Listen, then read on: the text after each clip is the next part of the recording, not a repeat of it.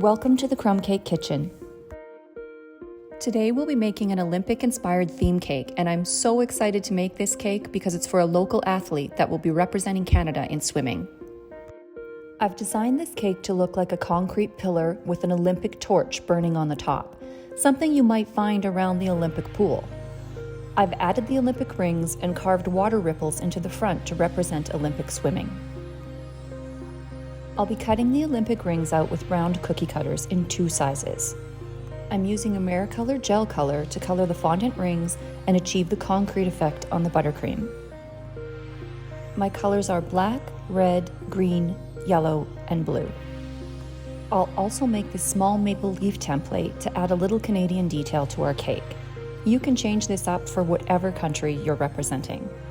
Let's start with rolling out the rings. Roll out the fondant to 1/8 of an inch thick and take one of the ring sizes and cut out 2 circles. We only need 1, but I like to be prepared in case something doesn't go as planned.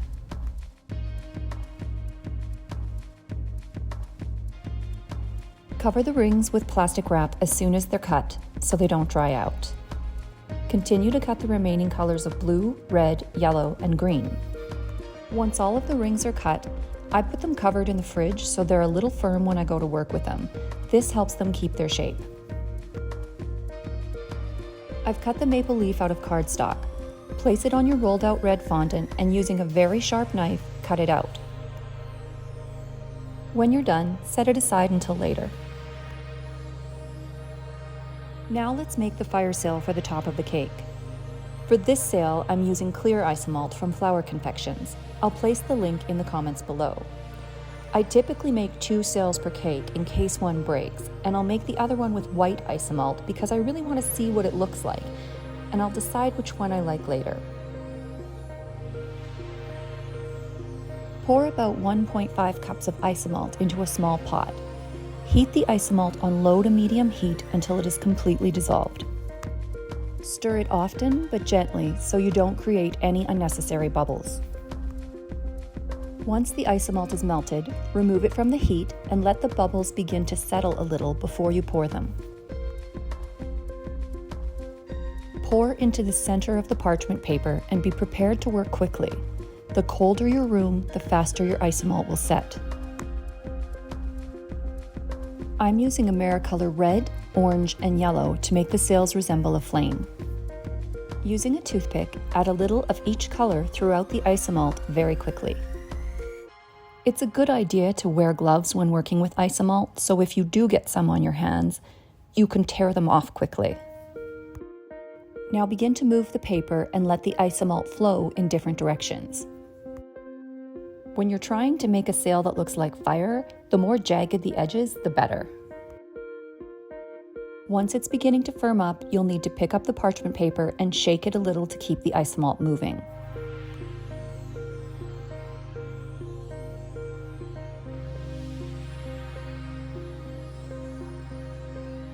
Now set the parchment paper on top of a tall glass or bottle and arrange it how you like.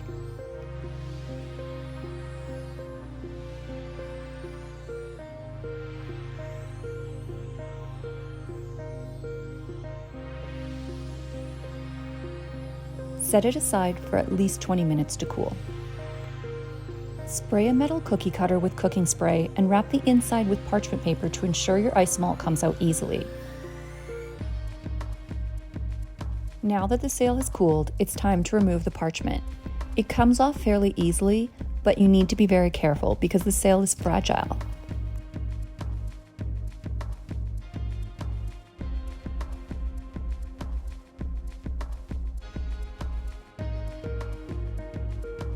Using a kitchen torch, heat up the base a little just until it begins to melt. Take your sail and set it on top. Gently push down on the middle for a few seconds and the 2 pieces will fuse. Now your sail cannot tip over on the cake and you can breathe a little more easily. A trick I've found is to spray the finished sail in light coats of cake gloss. It doesn't change the look or the taste of the sail, but it does prevent humidity from deteriorating the sail over time. I've already baked my 6-inch layers and I'm going to use 5 layers for this cake. That's fairly tall as each layer is 1.5 inches in height. Cut your cake layers as level as you can. I use an egg bay knife because it's so precise and fast. This knife is seriously sharp and worth purchasing if you make a lot of cakes.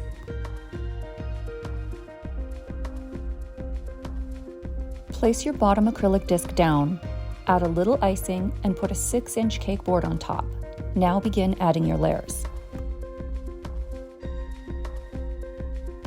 I've added 3 layers with Swiss meringue buttercream in between to start. Since the cake is about 9 inches tall altogether, I'll use an internal support structure.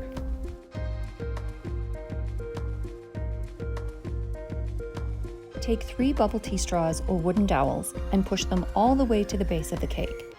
Be careful not to go too close to the edge. Now, using a food-safe pen, mark the height of the icing on the straws. Carefully pull them up and cut them level.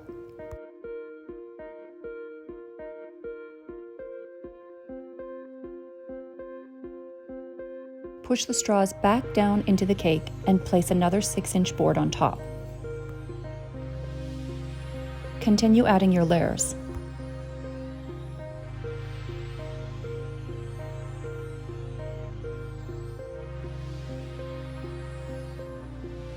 Now put a good coat of buttercream on top and add your acrylic disc.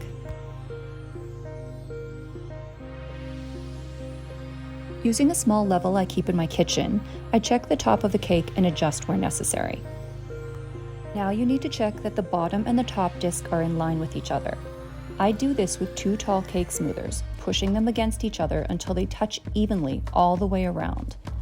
Take your time here. You don't want a leaning tower of cake. Smooth the buttercream that is pushed out between the layers and cover the cake with a crumb coat. Now place it in the freezer for about 5 more minutes or so to firm up.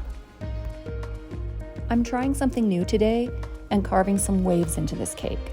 I'm adding a coat of blue buttercream where I intend to carve, about the middle of the cake. Once you've added the blue, place it in the freezer again to firm up so you don't get any color blending when you add the top coat. A lot of people struggle with making gray buttercream, but it's actually quite easy and you just need to have a little patience. I use Americolor applied to the buttercream a little at a time using the end of a toothpick, never a squirt or a blob of black. I'll add each amount and thoroughly mix in between until I get my desired color. Remember, it will still darken a little, so stop short of the color you really want. I usually add the black gel about 10 to 15 times until I get my color, so you can imagine how small of an amount of black I'm actually using each time. Now that your cake has firmed up, add your top coat. If you see a little bit of blue poking through, just remove a thin layer and cover it with the gray buttercream.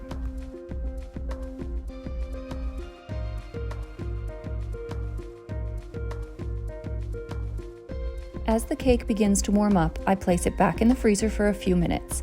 This makes it easier to smooth and is necessary to achieve the concrete effect. When I'm very close to a smooth surface, I rinse my smoother under very hot water, dry it off completely, and run it over the cake again. Now you start to get an ultra smooth surface. Run your smoother under hot water again, dry it, and run it over the cake. Now you start to see the concrete effect. It's the combination of cold butter in the buttercream and the hot smoother that makes this happen. The buttercream starts to take on some lighter and darker tones to make it look more like concrete. Continue placing it in the freezer and smoothing with a warm smoother until you achieve the desired effect. See the variations in the gray color?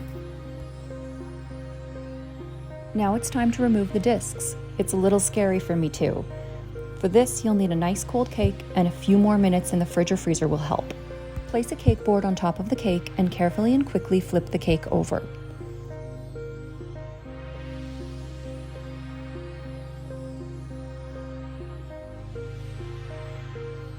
Begin to unwrap the press and seal from the acrylic disc. If you need to release the buttercream from the disc, you can do so with a thin palette knife.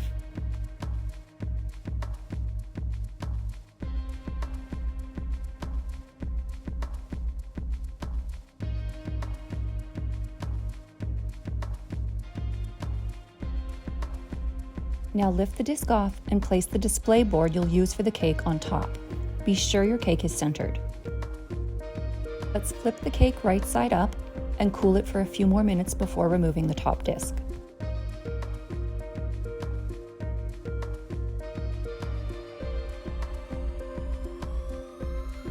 Once the top disc is removed, there will always be a little bit of touch-up. Add a thin layer of buttercream to the depressions. If your cake is getting too warm, cool it down again. The colder your cake is, the easier it will be to smooth. As you can see, going in and out of the fridge or freezer is time-consuming, and not everybody does this, but I do, and it works every time. Now, taking a smoother wider than the cake, pull gently across the top.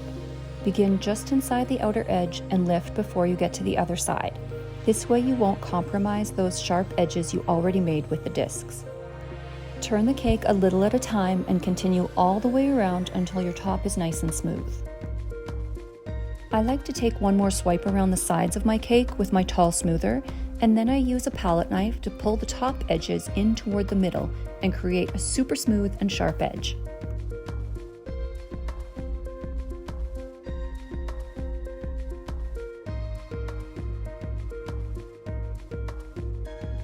I'm going to try out this cake carving technique before adding my rings, just in case I need to go over it again with a smoother. I'm a bit nervous. I'll need a cold, firm cake for this technique. I have a cup of hot water and some pottery tools I'll be using to carve. Using the hot tool, dry it off and begin to carve your design. I suggest starting quite shallow and getting deeper as necessary. It's easier than I thought it would be, but I can see that I went too deep in one area. I'll just add a little bit of blue back and go over it again with my carving tool. Like anything, I'll get better at this with time.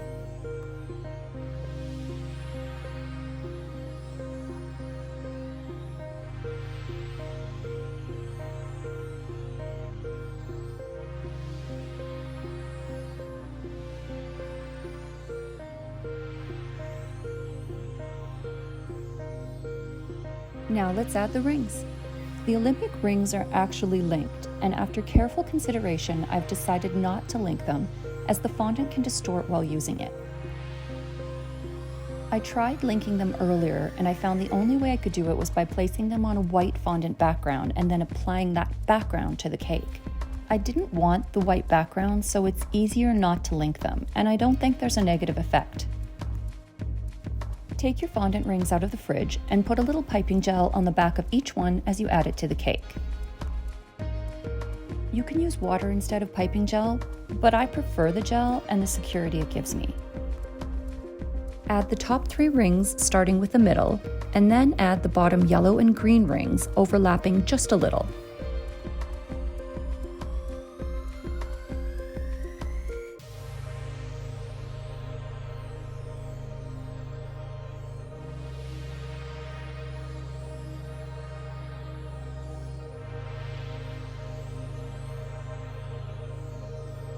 Give them a gentle press to make sure they're secure. Now this proud Canadian is adding a maple leaf. Last, let's add the sail to the top. I have a piece of parchment paper down so that the sail does not stick to the cake right now. I'll be refrigerating this cake overnight, so I can't keep the sail on top at the moment. As you can tell, I preferred the white sail. Tomorrow, I'll add a tiny bit of buttercream before I add the sail. There we go, one Olympic-inspired cake to honor a local athlete, and I couldn't be prouder that I got to make it. If you'd like to see more highly detailed tutorials like this one, please like and subscribe to my channel. As always, thank you for watching.